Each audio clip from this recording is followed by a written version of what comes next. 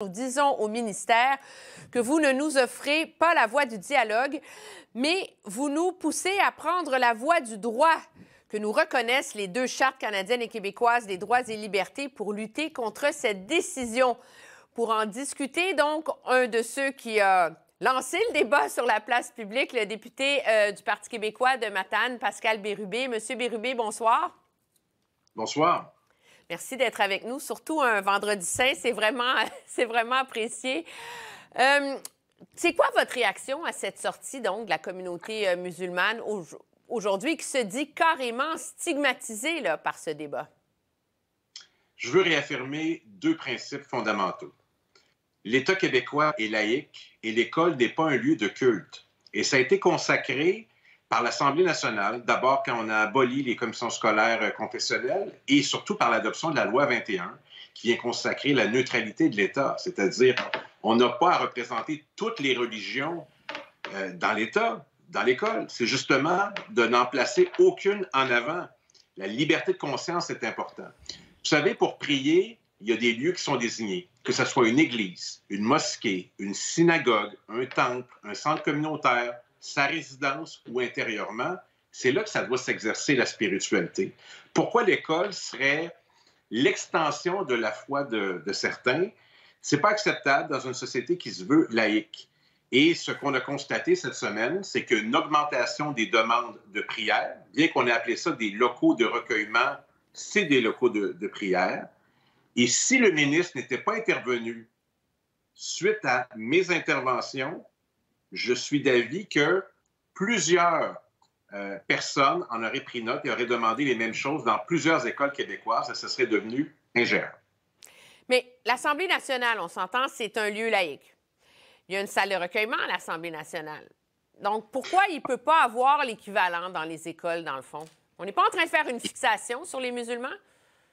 On n'a pas de lieu de recueillement. On prend un moment de recueillement au début des séances, avant la période des questions. On a retiré le crucifix de l'Assemblée nationale.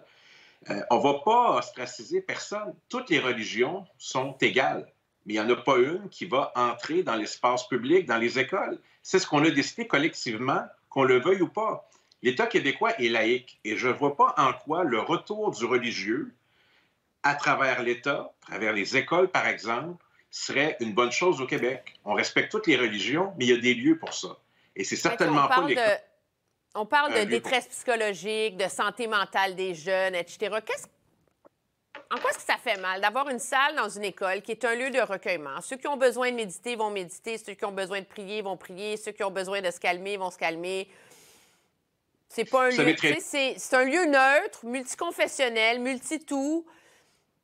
Est-ce que ça serait pas, pour reprendre un vieux terme, un accommodement raisonnable? C'est pas comme ça que ça se passe. Et pour certaines croyances, notamment la religion musulmane, ça se passe avec cette seule religion, uniquement des hommes. C'est comme ça que ça s'est passé dans une des écoles qui était visée cette semaine à Laval. Alors, quand on me dit lieu de recueillement, non, c'est des lieux de prière. Disons les choses telles qu'elles sont. Et la religion, dans une école, c'est non, ce n'est pas un lieu de culte. Et c'est dommage que j'ai à rappeler ça au gouvernement du Québec, parce que le ministre de l'Éducation, cette semaine, au lieu de rappeler les principes qui guident notre action à travers la loi 21 qui a été adoptée par l'Assemblée nationale, va indiquer, mais tant que toutes les religions peuvent être représentées dans ce local, c'est pas ça l'esprit de la loi. Alors, il a fallu le rappeler, et heureusement, il s'est corrigé, et heureusement qu'on était là pour rappeler ces principes fondamentaux. La laïcité de l'État, c'est important. Et là, c'est le test. La loi est adoptée. Il y a des gens qui essayent de tester cette loi-là, surtout la réaction gouvernementale. Vous n'êtes pas surpris quand même? Non. C'est-à-dire qu'il y a deux façons de le faire. On peut le faire au plan juridique. Il y a des gens qui le font présentement, qui contestent, et c'est leur droit de le faire. Mais il y a dans l'usage, dans le quotidien. Une fois qu'on a accordé des droits, c'est bien embêtant de les retirer. Alors, c'est pour ça que c'était un test et que j'ai demandé rapidement au ministre d'intervenir dans le cas des écoles de Laval. Il y en a d'autres, soit dit en passant, parce que s'il ne bougeait pas, bien, ça devenait un droit acquis et d'autres écoles auraient dit, bien, on a des demandes aussi, pourquoi on ne les accorde pas puis on le fait ailleurs? Le ministre ne dit rien. Alors, c'est pour ça que je suis intervenu cette semaine. C'est assez fondamental dans une société. Vous avez Oui, vous avez mis au jour cette semaine que ce phénomène-là, oui, il est dans les écoles secondaires, mais on l'a aussi vu dans des cégeps, comme le cégep Garneau à Québec. Il y en aurait d'autres cégeps où il y a ça. Vous avez interpellé la ministre Pascale Derry qui dit, écoutez, la loi 21, elle ne s'applique pas aux cégeps, aux universités. Ces institutions-là ont une marge d'autonomie qui est plus grande. Ça ne fait pas votre affaire, ça? Les universités, c'est à part, parce qu'il y a une indépendance qui est reconnue des universités. Collégiales, il y a des jeunes qui entrent et qui sont mineurs. Puis j'ajouterais que le gouvernement de la CAQ a bien choisi dans la loi de 21 de ne pas assujettir cette loi aux écoles privées. C'est le choix qu'ils ont fait. Pour le collégial, j'ai révélé au moins un cas dans la région de Québec. Il semble qu'il y en a plusieurs autres. Ça doit être balisé. Et dans bien des collèges, on manque d'espace. Alors, est-ce qu'on va utiliser un local pour chacune des confessions religieuses? S'il y en avait 4 ou 5 où les fidèles demandaient un local, comment la direction du collège va gérer ça? Comment on va faire en sorte, par exemple, que ça se fasse dans des heures qui sont correctes, compte tenu des cours, compte tenu de la vie collective? Vous savez, on se rend dans une école secondaire ou dans un collège d'abord pour étudier. On ne va pas là pour prier. Et j'ai le regret de le dire de façon aussi claire parce que le gouvernement du Québec ne l'a pas fait. Et c'est nécessaire de le rappeler. Je n'avais pas prévu de parler de ça cette semaine, moi. Mais il a fallu le faire. C'est mon parlementaire qui n'a pas été à l'initiative de la loi 21, mais qui a voté pour cette loi et qui considère que sa responsabilité, c'est de faire respecter une loi qui a été adoptée légitimement par une majorité à l'Assemblée nationale. Le temps file, mais en conclusion, dans votre esprit, Mme Derry doit intervenir dans les cégeps pour les interdire, pour les baliser. Qu'est-ce qu'il faut faire dans les cégeps, selon vous? Je dirais les baliser. Qu'est-ce qui est toléré?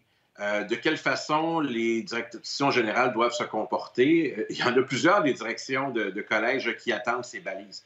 Puis quant au secondaire, je n'ai pas vu le mémo qui a été envoyé, mais j'aimerais bien le lire. Ça va être très important de mettre la main là-dessus. Je compte sur vous. Au bilan, parce qu'on va voir qu'est-ce qu'on exige. Est-ce que le document qu'on enverra aux directions des centres de services scolaires va être aussi ferme que ce qu'a affirmé finalement le ministre cette semaine? À suivre.